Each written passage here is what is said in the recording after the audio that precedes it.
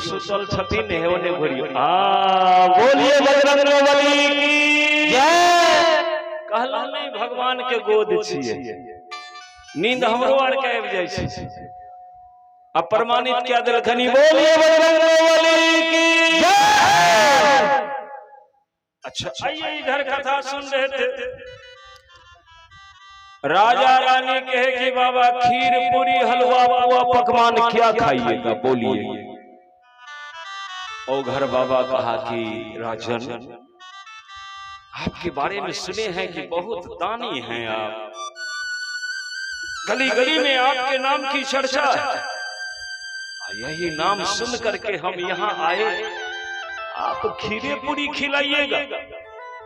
कहा तो बाबा आपको क्या इच्छा है, आप जो कहिए वही खिला देते हैं। कहा कि सुनिए हम माता भैरवी के उपासक हैं और चतुर्दशी व्रत के पारण करना है मुझे आपके यहाँ, इसीलिए हमको ये सब नहीं चाहिए। कहा तो क्या चाहिए? खीर पूरी हलवा न पुआ पकवान राजा तोरे घर ना। खीर पूरी हलवा न राजा पुआ पकवान हो राजा तोरे घर ना। करबई मांस हो भोजन महाराजा तोरे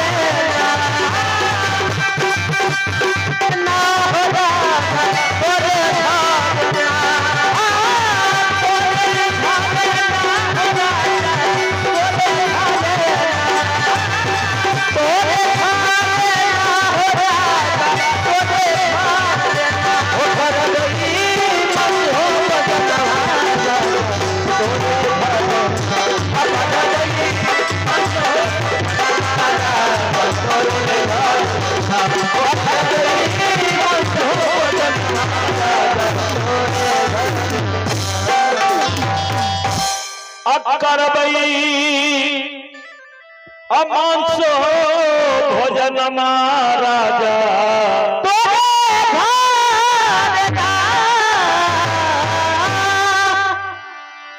मांस के जो नाम लिया न राजा रानी तो कांप गए।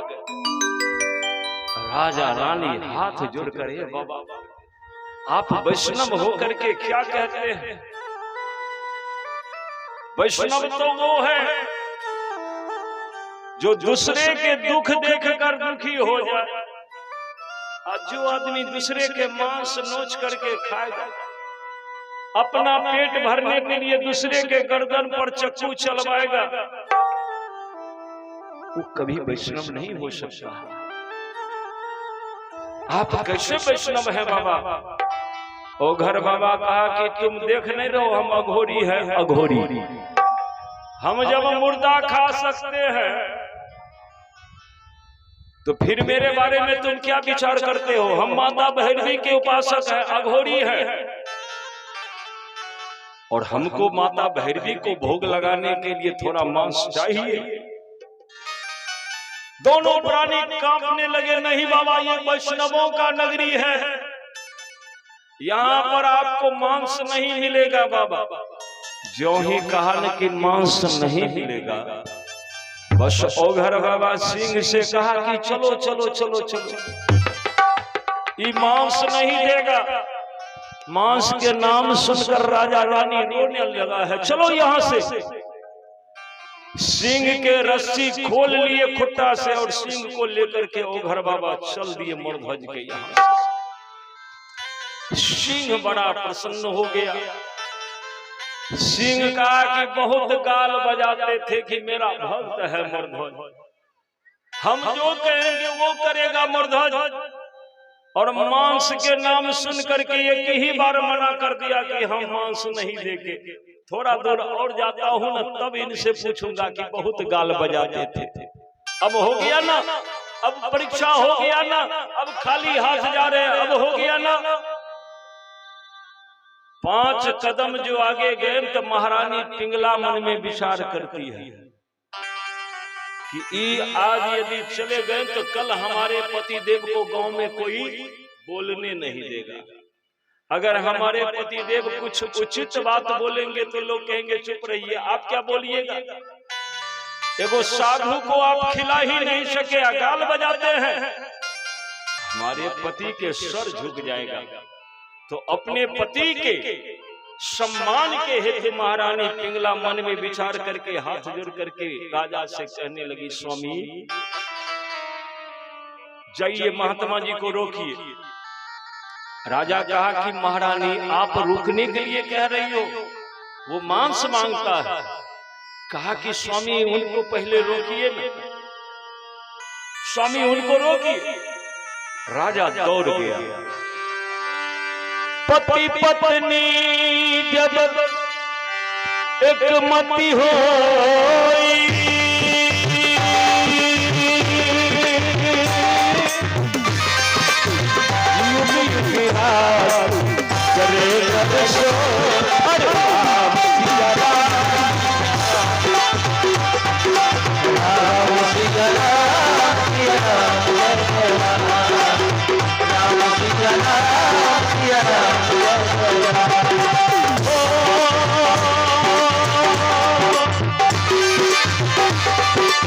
पति पत्नी जब एक मति होई, युगी युगी रात चले नरसो। अरे सिया राम सिया राम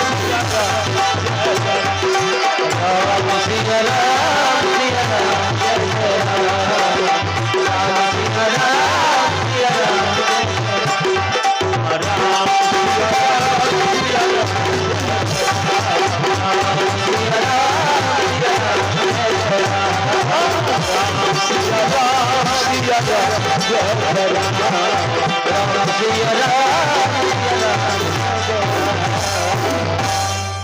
पति पत्नी जब एक मति होई, आ युग युग राज करे नर सोई। बोलिए सियावर रामचंद्र की जय।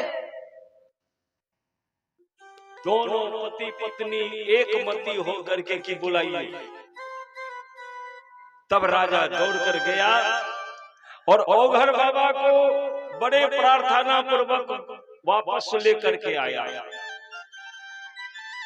महारानी पूछती है कि बाबा आप खाली मांस के नाम लिए, ये तो नहीं बताए कि किस चीज का मांस चाहिए आपको।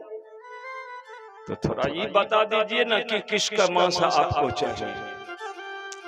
औघर बाबा कहा कि मनुष्य का मांस चाहिए। बोलिए बजरंगबली की जय। मनुष्य के नाम लिए न रानी दौड़ कर आगे बढ़ गई। कहा कि बाबा ये बात पहले न बोलना चाहिए आपको मनुष्य के मांस चाहिए तो हम तैयार हैं। एगो कटारी लेकर के आगे बढ़ाते हुए महारानी कही कि बाबा लीजिए, जहां से मर्जी करे मेरे शरीर का मांस काट करके आप माता भैरवी को भोग लगा दीजिए, आप अपने सिंह को खिला दीजिए। बाबा एक बार मना नहीं करूंगी, क्योंकि आप मेरे शरीर के मांस यदि स्वीकार करेंगे तो मेरा जीवन सफल हो जाएगा, ये मानव तन सफल हो जाएगा। औघर बाबा कहे कि महारानी आपके मांस हमको नहीं चाहिए। बस राजा आगे दौड़ गया। बाबा कोई बात नहीं, महारानी को छोड़ दीजिए, आप मेरे शरीर के मांस कतर करके अपने सिंह को माता भैरवी के लिए काट करके तैयार कर दीजिए। औघर बाबा कहा कि नहीं नहीं राजा, तुम्हारे भी मांस नहीं चाहिए। कहा तो कहा कि मेरा नियम है। कहा क्या नियम है? तो कहते हैं अहो कोई अपने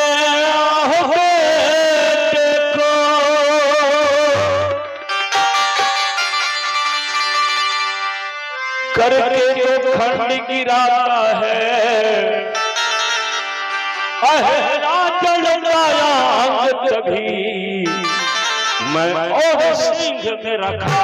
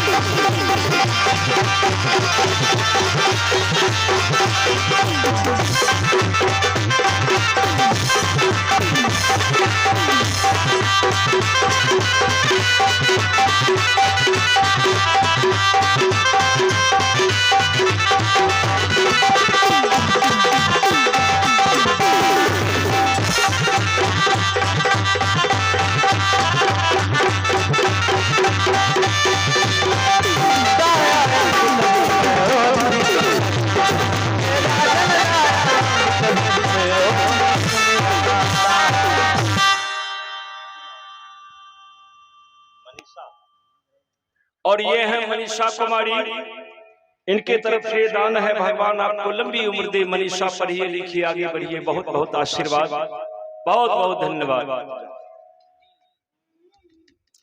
बोले बजरंगबली की जय। ओ घर बाबा क्या कहा कि जो कोई अपने बेटे को करके दो खंड गिराता है, हारी से जो चीर देता है, तब उसके दाहिने अंग के मांस मैं और मेरा सिंह स्वीकार करता है। बोलिए बजरंगबली की। बेटा के नाम सुनते ही राजा रानी तो पछाड़ खाकर धरती पर गिर गए, रोने लगे, छाती पीटने लगे। कहे कि बाबा, हरेक गृहस्थ के घर के सुख होता है संतान। जिस घर में संतान है वहां सब सुख है बाबा, और हमारे घर में केवल एक संतान भगवान दिया है, और उसके सर पर यदि हमारा चला देंगे तो इतना बड़ा राजपाट, हमारे कुल के दीपक बर्बाद हो जाएगा। हम दोनों प्राणी के मांस ले लीजिए, लेकिन मेरे बेटे के प्राण को छोड़ दीजिए। और घर बाबा कहा तो ठीक है, हम जा रहे हैं, हमको तुम्हारे भी मांस नहीं चाहिए। बोलिए बजरंगबली की।